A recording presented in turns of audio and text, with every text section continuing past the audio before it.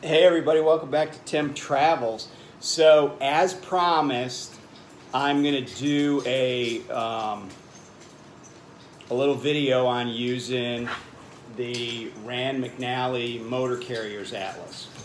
And I also have another atlas here, it's just a AAA atlas.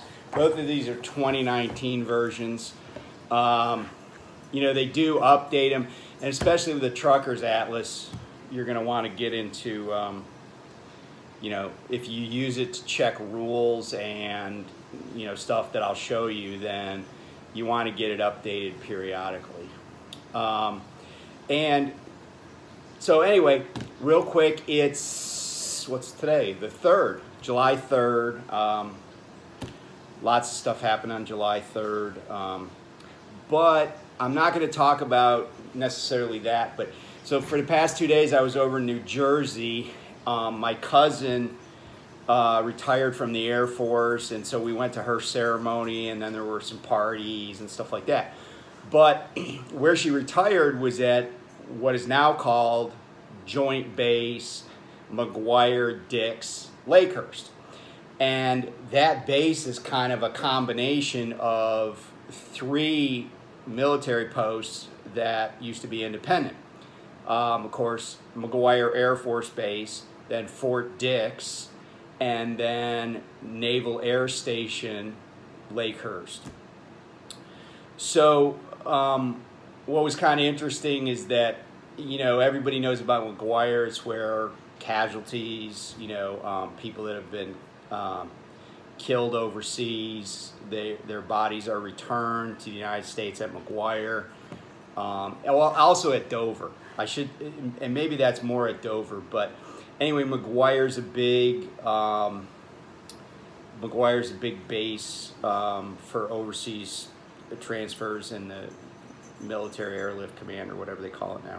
Fort Dix used to be an Army boot camp, still an active Army post, but again, it's all in one. But the interesting thing for me was that Lakehurst, of course, was a naval facility.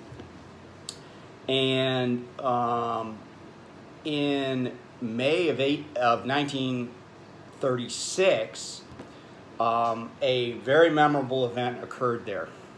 And what that was is when the Hindenburg, the Zeppelin, the Hindenburg, caught fire and crashed at the Naval Air Station while it was trying to dock. And it's a pretty famous event. You've probably seen photos or the video of it. And interestingly, and not as many people, you know, it wasn't as huge of a casualty event as I originally thought, because I actually looked up some stuff. So 35 people were killed, some crew members, some passengers. And there were a number of passengers there on the ground that were waiting to return to Germany. And the Zeppelin had actually, the Hindenburg had actually, you know, circled around because there was some bad weather and stuff like that. And they've never conclusively figured out or decided why it went down. Some people have said sabotage, including like the captain of the ship, who did survive the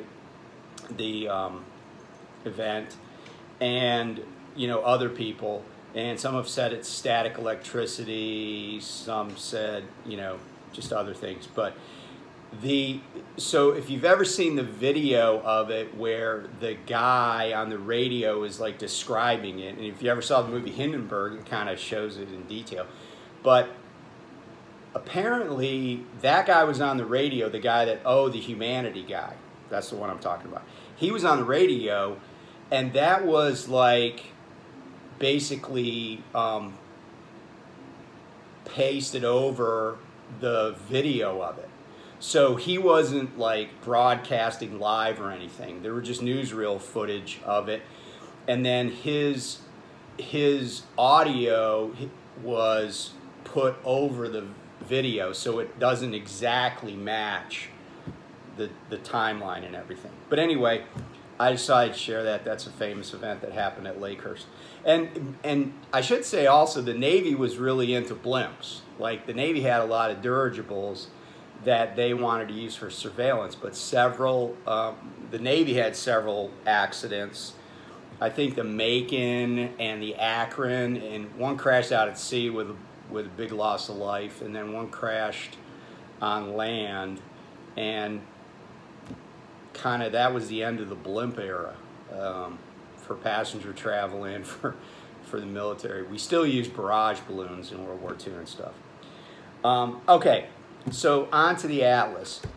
So the Atlas has lots and lots of useful information. And I'm not going to go through it all, but I am going to show how you can like pick a city and figure it out. So first of all, it's got a hazmat section. Okay, so you probably, if you're doing hazmat, you should know that, but it's got some good information. Incident prevention and response. This side is basically pre-trip inspection procedure. Fuel tax. If you're an independent guy, here's all your fuel tax numbers. Then it's got Mexican and Canadian regulations for those of you that go north and south of the border. Okay. And these numbers are really interesting. This is road conditions and construction. Construction is what it is. I wouldn't really worry about it, but anyway. So there's all sorts of information in here about this. Here's weights and limits for different states. Bridge table formula is there. State and provincial weight size limits. Again, there's a ton of information in here. I don't know that most of us would ever have to deal with it. State operating authority, state police, overweight, oversized, who to call for all these different things. Now, here's a section that I like. This is a state-by-state breakdown of restricted truck routes. So this is probably going to be more accurate than what you hope will come up on your trucker nav. Although this book is designed to interact with Rand-McNally's, there it is right there, their trucker nav. But it's got restricted routes, low clearance, and permanent way stations. So like I said, it's every state. Let's go through here. See, here's another bunch of states. Maybe I can read upside down, so it's all good. And then it also has the information for Canada. So low clearance, I mean, that's invaluable information. You rip the top off a trailer, I guarantee your employer is going to be upset. Okay, so here's a map of the United States, all the major interstates. It's a good just overview, overall reference. So let's just pick a city. Let's just pick, I don't know, let's pick Dillon, Montana. Okay, so let's say that I'm in Atlanta. Okay, so Atlanta's easy to find, right? It's right down here in Georgia. Everybody kind of, knows where Atlanta is. But let's say you don't know where Dillon, Montana is. Okay, well, you could get this map and look on Montana and maybe hope to find it. And actually, it's not on there. I know where Dillon is. It's not on there. So then, maybe you go to the map of Montana. And these are all in alphabetical order, and there are then more detailed maps for cities. So just while I'm going to Montana, here's Michigan cities, here's Minnesota cities. So big blown up maps of these. And by the way, I bought this version of the Atlas that has the spiral ring. And these pages are plastic coated. I think you can probably see it because they kind of shine. But so we're going to go here to the, of course you got to know the alphabet a little bit. Go here to the Montana map. But here's the problem with Montana, right? Like, it's a big state, right? It's the 4th largest state. By the way, a lot of the information that I know about states, I know from reading atlases, okay, from when I was a kid. I used to read these things like as a kid. I'd sit on the toilet, you know, reading atlas.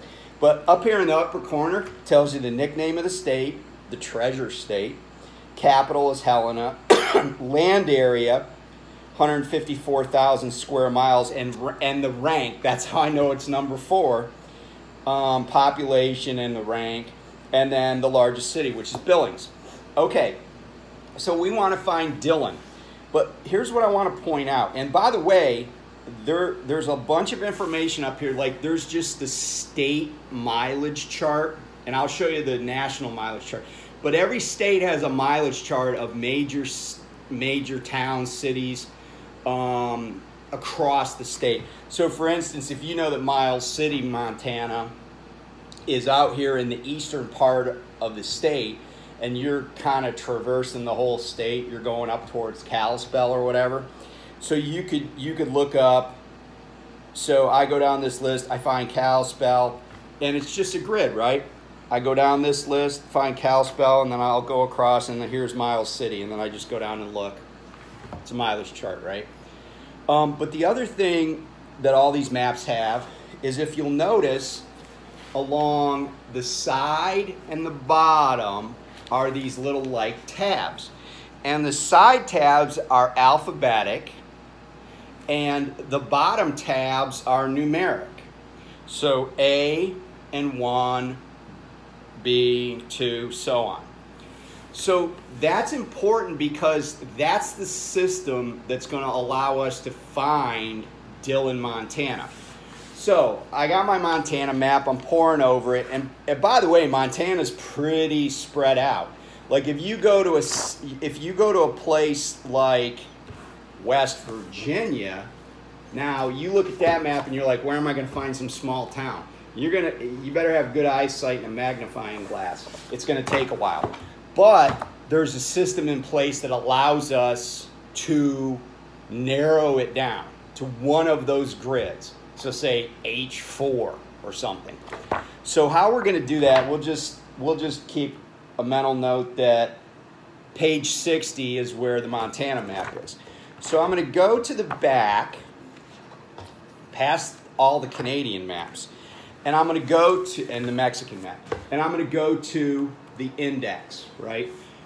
This is the index, and what I'm going to do, again, alphabetic. Everything's alphabetic. So I'm going to go to the M's for Montana. So, where are we? Montana. Okay. And I'm going to try to get this up close. So here's Montana, where my middle finger is, right?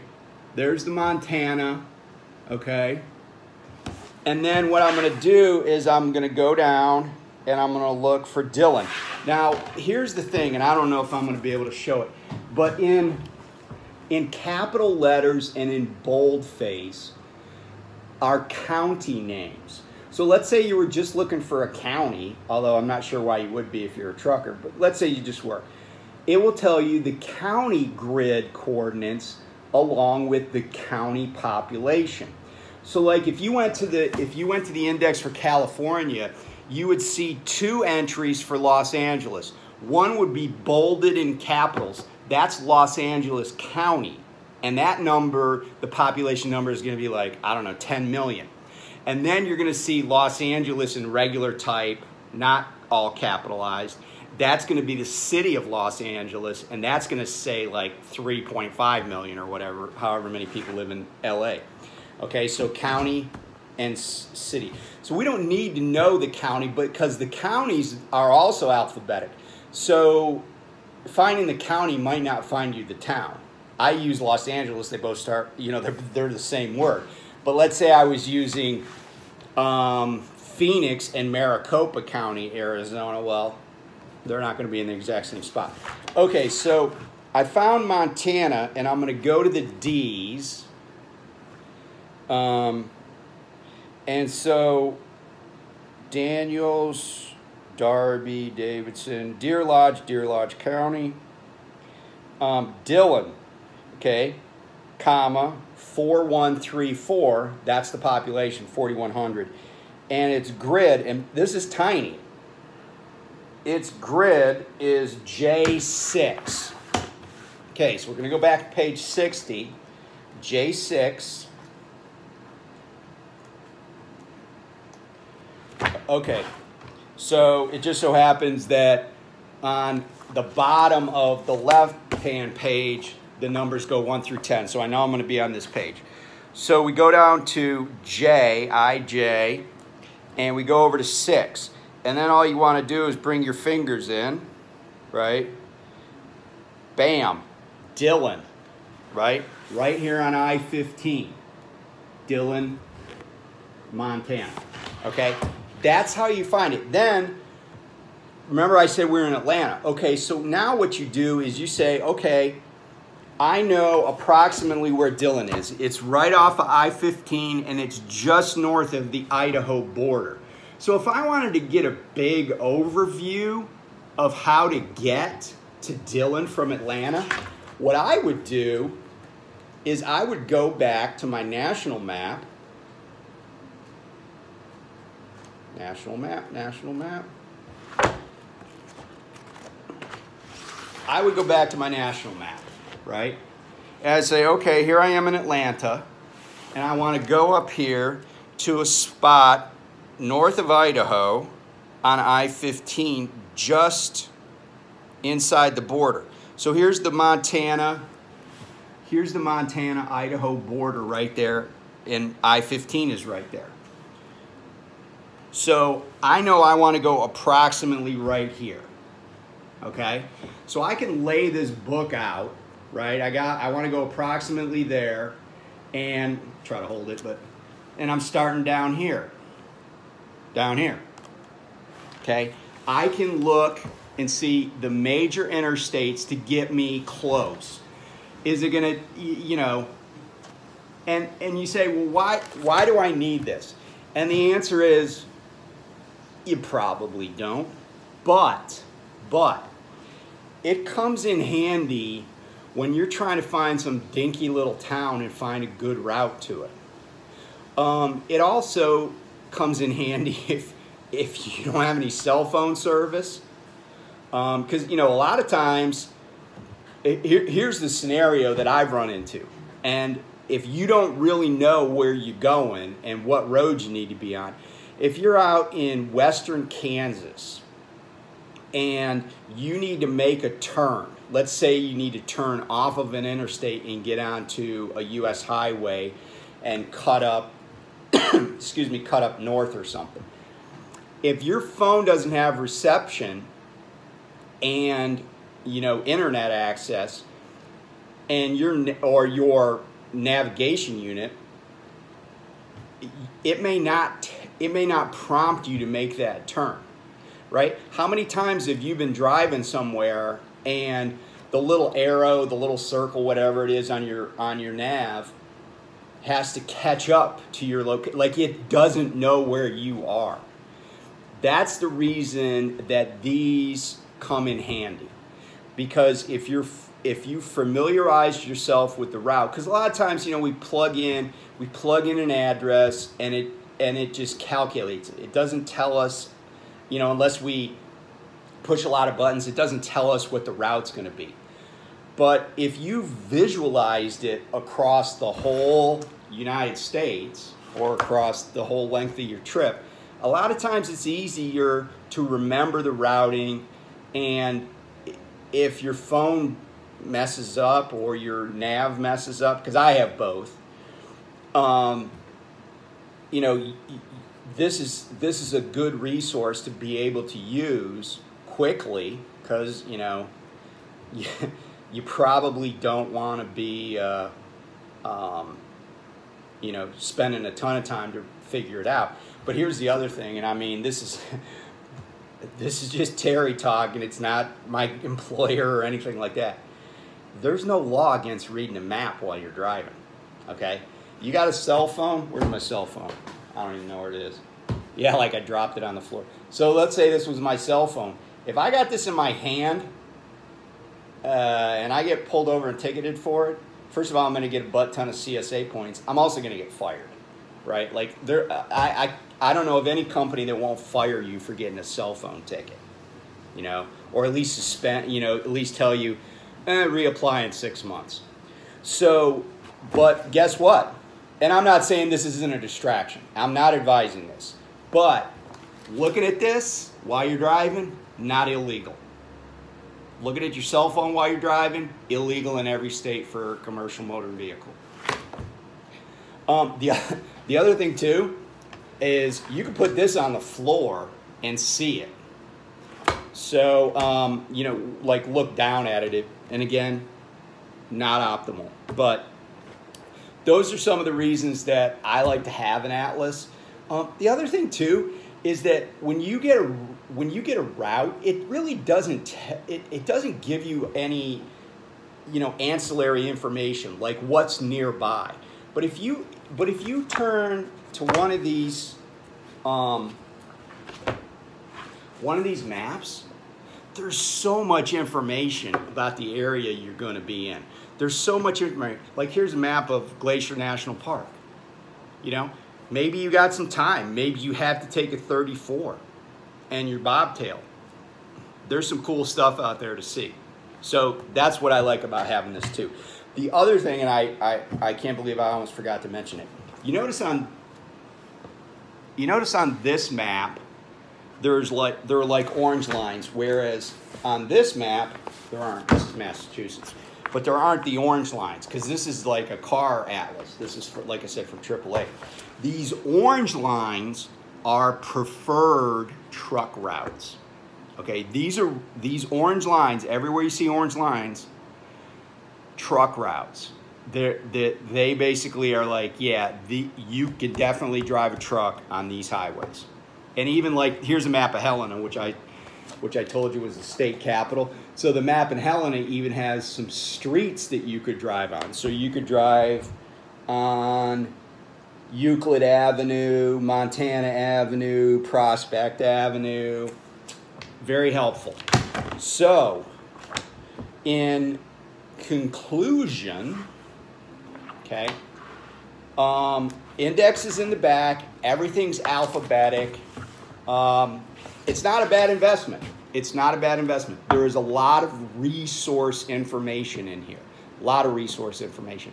Phone numbers, get highway conditions, you know, hazmat, low bridges, all that stuff. And let me say this. I can't even remember what this cost. But let's say it cost me $50, which I don't think it did. I think I bought it at a Love's.